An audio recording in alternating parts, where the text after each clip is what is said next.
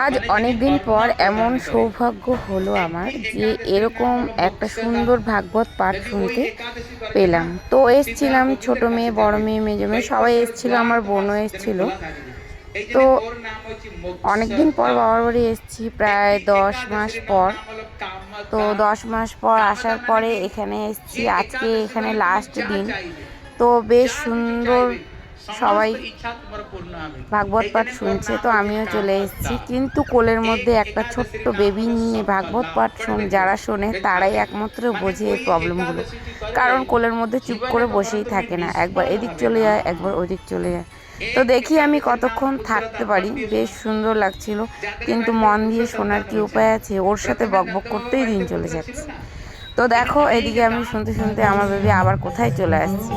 এইদিকে মাঠের পেছনে একটা টোটো রাখা আছে, এই টোটোটার মধ্যে উঠছে আর নামছেও না, যাচ্ছেও না, কিছুই করছে না। একটা বাচ্চা এখানে বসেছিল আগে থেকে, ওকে সরিয়ে ও বসে ওখানে মাতব্বরি করছে।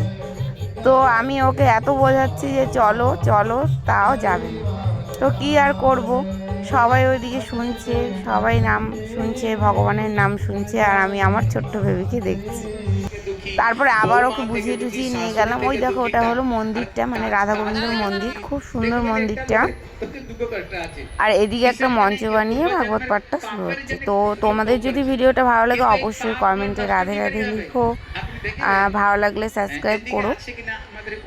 কারণ ছোট ছোট 3 মেয়ে নিয়ে আমিও একটু সামনের দিকে এগিয়ে যেতে চাই। তো দেখি আমি কতক্ষণ থাকতে পারি। আমার হয়তো প্রসাদ নেওয়া হবে না, কারণ প্রসাদ অনেক রাত করে দেবে। এখন বাজে প্রায় 10টা মতো, এখনও শেষ হতে হতে আরও 1 ঘন্টা। তো আমার বেবি কান্নাকাটি করছে, বেশিক্ষণ থাকতে পারবো না। তবুও আমি কিছু কিছু জিনিস তোমাদের সাথে শেয়ার করছি, যতটুকু পারছি তোমাদের দেখাচ্ছি। কারণ আমার এক হাতে মোবাইল আর এক হাতে আমার বেবিকে কোলে নিয়ে আছি, আর সবার পেছনে দাঁড়িয়েছি, কারণ ও ভিড়ের মধ্যে তো থাকবে না, আরও কান্নাকাটি করবে।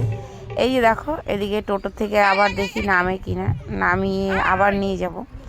আমি একটু নিয়ে গিয়েছিলাম, তো কান্নাকাটি করছে, আবার নিয়ে চলে এসেছি। এ দেখো, জুতা পরে ওর গায়ে মাটি লাগিয়ে দিচ্ছে, তো আবার জুতাটা খুলে ফেলবে। আমি ওকে এত বকছি, মানে বুঝাচ্ছি, বকছি, মানে যেইভাবে যাওয়া যায়। ওই যে দেখো, সবাই শুনছে।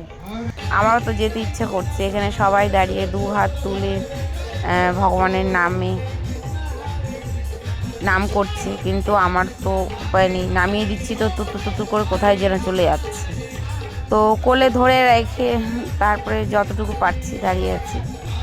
তারপরে আমি আবার এখনই বাড়ি চলে যাব। প্রসাদ নেওয়া আমার হবে না, মেয়েরা নিয়ে যাবে, ওটাই